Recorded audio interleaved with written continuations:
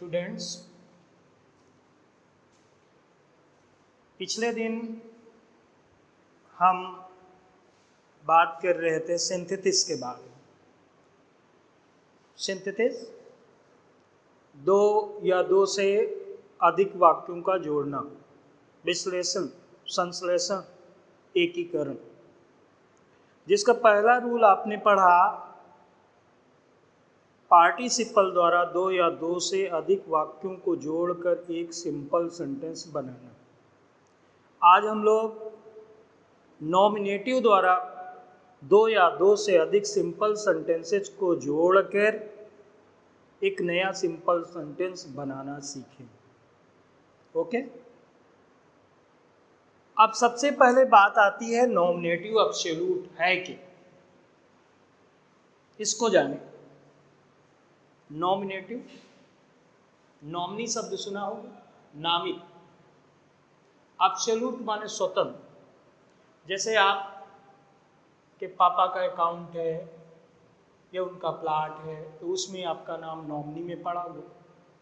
अगर अकाउंट में नाम पड़ा हुआ तो नॉमिनी में, तो क्या आप अकाउंट से पैसे निकाल सकते हैं? नहीं। या प्लाट को बेच सकते हैं? नहीं। नाम मात्र के आप करता है, ठीक है ना। एब्सोल्यूट माने होता है स्वतंत्र। ऐसा करता जो वाक्य में स्वतंत्र रूप से होता है।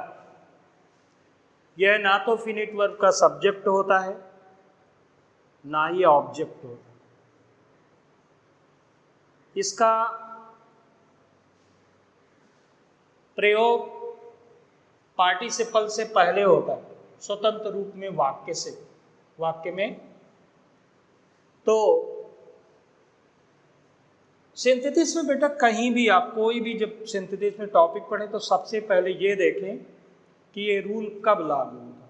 जैसे आपने पार्टिसिपल अभी पढ़ा था, तो मैंने कहा था दो या दो से अधिक आए हुए वाक्यों का सब्जेक्ट एक होना चाहिए। जब तक सब्जेक्ट एक नहीं होगा, पार्टिसिपल द्वारा दो वाक्यों को जोड़ा नहीं जा सकता। ओके, आज हम बता रहे हैं कि जो दो या दो से अधिक सेंटेंस आपको दिए गए, सिंपल सेंटेंस दिए गए, उनका सब्जेक्ट भिन्न भिन्न होगा, लेकिन क्रियाओं में जो एक के बाद एक दो क्रियाएं हुई हैं, दो से अधिक क्रियाएं हुई हैं, तो उनमें कॉजल रिलेशन होता है। कैसे मतलब? काज, CAUSAL, रिलेशन, कॉजल रिलेशन होता है। किसमें? क्रियाओं। हिंदी में कहें कारण और परिणाम का संबंध होता है। कारण और परिणाम का संबंध होता है, तब नॉमिनेटिव एब्सोल्यूट का प्रयोग। क्रियाओं में कारण और परिणाम का संबंध होता है। अब देखिए, अगर एग्जाम्पल में देखें, the police arrived,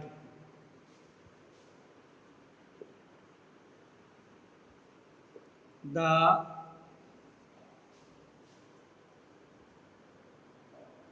thieves ran away।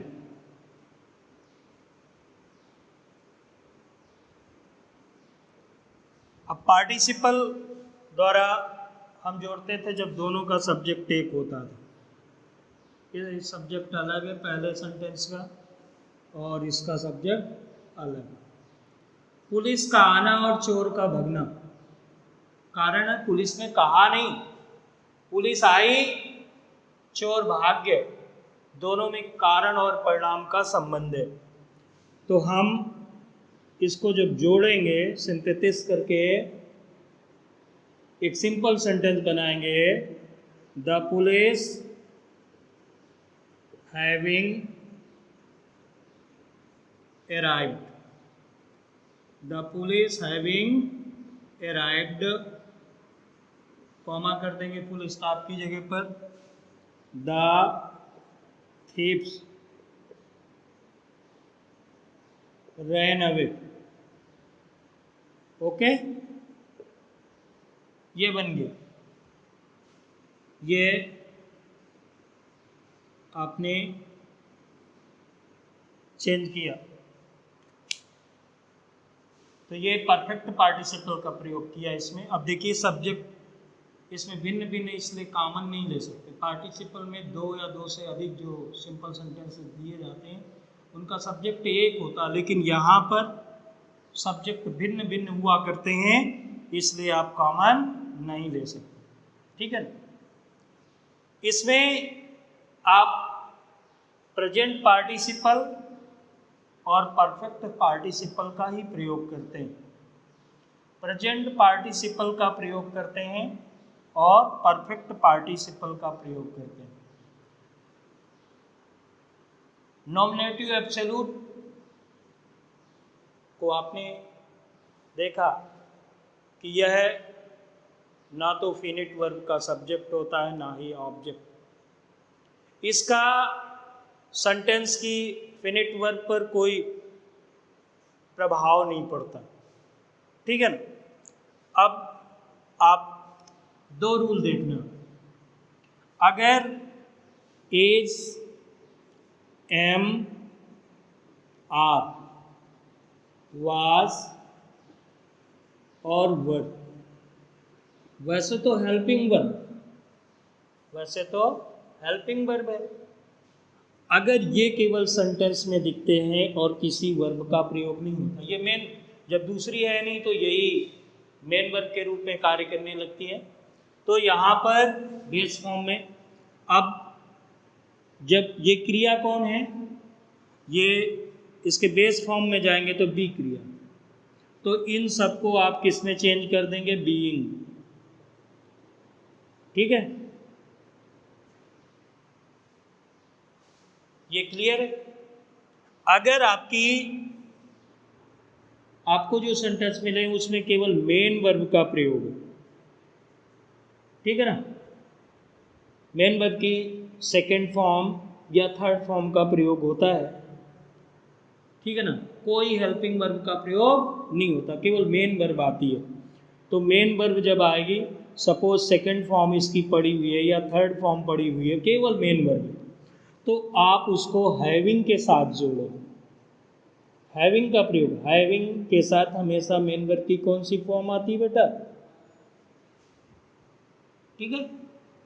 अगर वाक्य पैसिव वॉइस में हो जाता है, पैसिव वॉइस में कैसे आपको समझ में आएगा, बी प्लस मेन वर्ब की थर्ड, ये पैसिव वॉइस में होगा, तो आप इसमें क्या कर देंगे, पैसिव वॉइस को पैसिव वॉइस में हैविंग प्लस बीन कर देंगे, having been plus main verb की थर्ड। ओके, ये समझ में, मैंने पहचान बताया। अगर सेंटेंस में केवल is am are was were दिखाई देता, दूसरी कोई वर्ब नहीं है, तो इस चाहे जाए एम आए, वाज आए, वर आए, is am are was were कोई भी आए, तो आप उसको किस में चेंज कर देंगे, बीइंग में चेंज कर देंगे। अगर मेन वर्ब की केवल मेन वर्ब आती, सेकंड फर्स्ट आया, सेकंड आया, थर्ड आया, कोई भी केवल मेन वर्ब आती है आपकी, तो जब मेन वर्ब केवल आएगी, मेन वर्ब की थर्ड फॉर्म आती, सेकंड फॉर्म आती, तो आप हैविंग के साथ मेन वर्ब की थर्ड फॉर्म का प्रयोग करते हैं। अगर वाक्य पैसिव वॉइस में आपको दिखता, मतलब हेल्पिंग वर्ब और मेन वर्ब दोनों दिखाई देती, हेल्पिंग वर्ब के रूप में B form is am are was verb कोई आता है और मेन वर्ब की थर्ड फॉर्म आती है, तो आप फिर सेंटेंस आप पैसिव वॉइस में ही बनाएंगे, अर्थात having been plus main verb की थर्ड फॉर्म का प्रयोग करेंगे। ये समझ में आ गया। तो सबसे पहले हम लोग एग्जाम्पल देखेंगे। आई होप आपने ये नोट कर लिया होगा, और नहीं नोट किया है तो कोई बात नहीं, हम अभी आपको बताते जाएंगे और आपको समझ में आएगा। अब देखिए यहाँ पर हमने किया प्रेजेंट पार्टिसिपल कब यूज करते हैं, प्रेजेंट पार्टिसिपल सिंपल। ठीक है, क्या होता है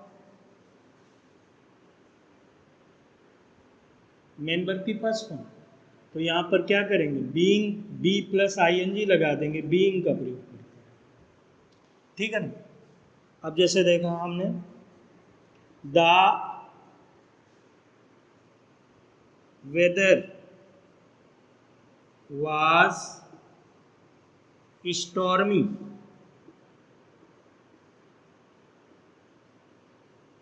the plane got late. Okay, अब इसमें देखिए केवल क्रियाओं में कारण और परिणाम का संबंध है। तूफानी होने के कारण मौसम, प्लेन लेट हो गया, तो तूफानी ना होता तो लेट नहीं होता, तो कारण और परिणाम का संबंध है। सब्जेक्ट दोनों के अलग हैं, इधर द वेदर है, इधर द प्लेन। ठीक है, अब इसको आप जब चेंज करेंगे तो क्या हो जाएगा, the weather being stormy, the weather being stormy, ये फुल स्टॉप कॉमा में हो जाएगा, दूसरे सेंटेंस में कोई चेंज नहीं। The plane got late. Okay, दूसरा एग्जाम्पल देखिए,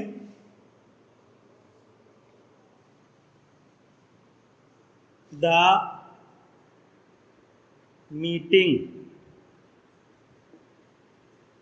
was over, the meeting was over, the members left the hall। Okay, अब देखिए केवल मेन वर्ब है और क्रियाओं में कारण और परिणाम का संबंध है। मीटिंग खत्म हो गई इसलिए हाल को लेफ्ट कर दिया, तो इसको इस तरह चेंज करेंगे, the meeting being over, comma, the members left the hall. Okay, इसको बच्चों नोट करिए।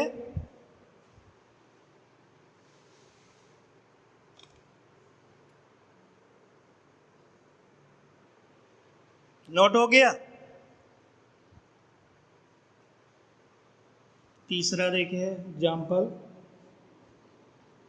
It was cold, no one went out. ठीक, केवल ये वर्ब है, तो आप क्या करेंगे, it being cold, comma, no one went out, ये बन गया। ठीक है, अगला नेक्स्ट एग्जाम्पल में, the picture was interesting, the picture was interesting, we enjoyed it very much। Okay,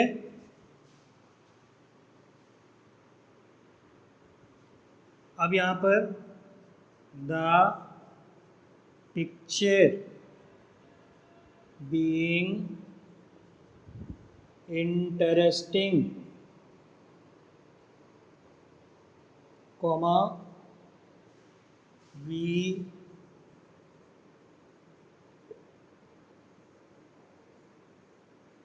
enjoyed it very much। ठीक है, जिसमें आप प्रेजेंट पार्टिसिपल का प्रयोग करेंगे, मैंने बता दिया था इसमें केवल इज, एम, आर, वाज, वर ये क्रिया दिखाई देगी, दूसरी क्रियाओं का प्रयोग आपको नहीं मिलेगा, तो उसमें आप प्रेजेंट पार्टिसिपल का प्रयोग करेंगे। ओके, समझ में आ गया। अब आप परफेक्ट पार्टिसिपल का प्रयोग कहाँ करेंगे? परफेक्ट पार्टिसिपल, ठीक है। परफेक्ट पार्टिसिपल में आप जानते हैं ना क्या, हैविंग के साथ मेन वर्ब की थर्ड, परफेक्ट पार्टिसिपल का प्रयोग करें। ओके, मैंने कहा बहुत सरल है, जिसमें केवल main verb, first form, second form, third form दिखती है, कोई हेल्पिंग वर्ब नहीं है, तो उसमें आप हैविंग के साथ मेन वर्ब की थर्ड फॉर्म का प्रयोग करें। जैसे देखिए एग्जाम्पल में, द सन रोज, सूरज उगा, सूरज उगा। द स्टार्स, स्टार्स माने जानते हैं तारे, डिसअपियर्ड, डिसअपियर्ड मीन्स गायब। सूरज निकला, तारे गायब हो गए, डिसअपियर्ड हो गए, ठीक है ना। तो क्या सूरज ने कहा कि भैया तुम गायब हो जाओ? हाँ, नहीं, इसमें काजल रिलेशन, कारण परिणाम, तो इसको चेंज करेंगे, the sun having risen. Okay, तो फुल स्टॉप कॉमा कर दीजिए, क्योंकि एक सिंपल सेंटेंस बनेगा, तब दो सिंपल सेंटेंस, उनको जोड़कर आप एक बना रहे हैं। The stars disappeared. ओके, दूसरा example, the teacher entered the class, the students stood up। Teacher का प्रवेश होना और बच्चों का खड़ा होना, दोनों में कारण और परिणाम का संबंध है। टीचर ने कहा नहीं कि बच्चों खड़े हो जाओ, हाँ, ये तुम्हारी मर्जी है, खड़े हो ना हो, हाँ, लेकिन कारण और परिणाम, बच्चे क्यों खड़े हुए? क्योंकि गुरु जी का आगमन हो गया। हाँ, बच्चे बहुत रिस्पेक्ट करते हैं, आजकल के बच्चे तो बहुत ही करते हैं। इसमें कॉमन नहीं ले सकते, दोनों का सब्जेक्ट अलग अलग है, तो क्या करते हैं, the teacher having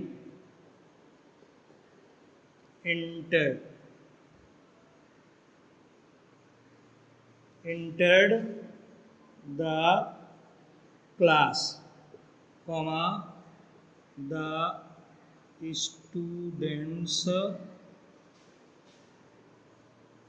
stood up। Okay, अब देखिए यहाँ पर केवल मेन वर्ब आई ना, कोई हेल्पिंग वर्ब नहीं, केवल मेन वर्ब का प्रयोग हो तो आप परफेक्ट पार्टिसिपल का प्रयोग करिए, है ना। नॉमिनेटिव के, ये नॉमिनेटिव एब्सोल्यूट है, कौन ये, अब इसमें इस सेंटेंस, उसमें तो सब्जेक्ट है, इसमें नॉमिनेटिव एब्सोल्यूट है, ठीक है, ये इसमें नाम मात्र का करता है इसमें। ओके, इसको आप नोट करिए, थोड़ा सा जल्दी करेंगे।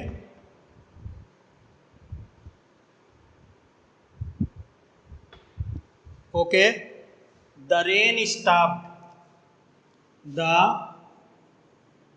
रेन स्टॉप्ड, तो क्या हुआ, the boys went out to play. Okay, देखिए केवल मेन वर्ब है, आप हैविंग के साथ मेन वर्ब की थर्ड फॉर्म लगाइए, तो क्या लिखेंगे, the rain having stopped. Okay, comma कर दीजिए, the boys went out to play. Shyam, no talking, काम करिए और इसको जल्दी से नोट कर लीजिए। ओके, अभी इसमें एक एग्जाम्पल और आपको लिखना है। ओके, पहले इसको नोट करिए, the bell rang, the bell rang, the school closed. केवल मेन वर्ब दिख रही है, हेल्पिंग वर्ब है नहीं, आप हैविंग का प्रयोग कर दीजिए बेटा, बहुत ईजी है। The bell having, third form, rung, the bell having rung, the school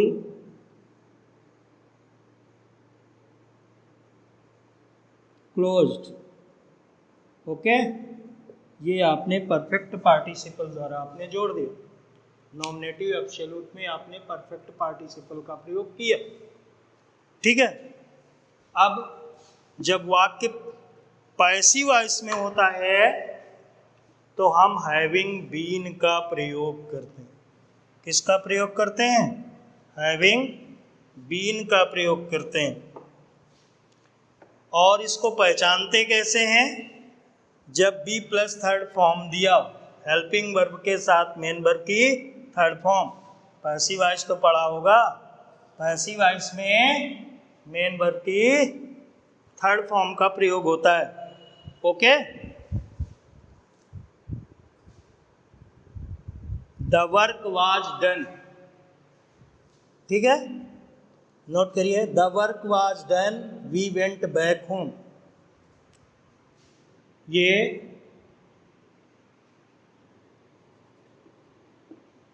passive voice जब प्रयोग हो तब होता, the work was done, we went back home. हाँ, तो इसको रीता बताएंगी कैसे बनाएंगे हम। हाँ, कैसे बनाओगे, पैसिव वॉइस में बी प्लस थर्ड फॉर्म। ठीक है ना, ये पार्टिसिपल तो है, परफेक्ट पार्टिसिपल यूज होगा, लेकिन वाक्य पैसिव वॉइस में है, इसलिए आप पैसिव वॉइस में भी बनाएंगे। तो क्या होगा, द वर्क हैविंग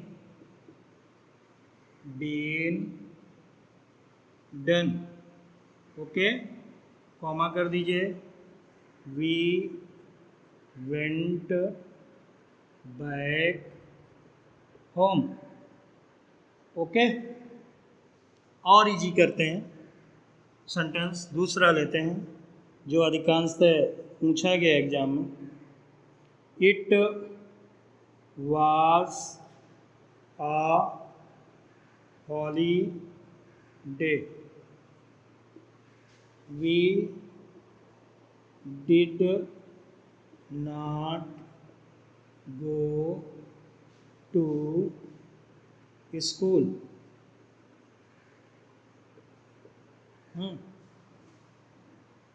चेंज करिए बेटा. इट, ये तो एग्जाम्पल किसका है? केवल हेल्पिंग वर्ब है, मेन वर्ब की थर्ड फॉर्म है नहीं. ये तो बीइंग से बनेगा बेटा. हाँ, गच्चा खा गए ना. हाँ, मैंने बता दिया था कि समझ बूझ करके बैठा करिए. हाँ, सोइए नहीं. The bank was closed.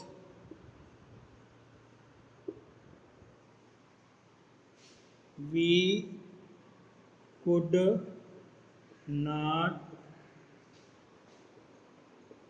withdraw any money. ठीक है. अब ये बी प्लस थर्ड फॉर्म है, पैसिव वॉइस में चेंज करिए. The bank having been closed. ठीक है. The bank having been closed, we could not withdraw any money. Okay. ये आपने देखा, ये नॉमिनेटिव एब्सोल्यूट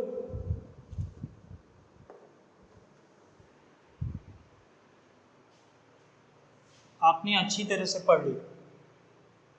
नॉमिनेटिव एब्सोल्यूट आपको समझ में आ गया. बहुत ही इजी टॉपिक है.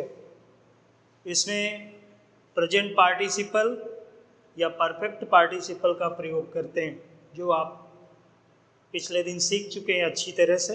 आई होप ये टॉपिक भी आपको अच्छी तरह समझ में आए. अगर इसमें आपको कोई भी डाउट है, you can ask. No doubt. Thank you. Thanks again. Bye bye. Take care.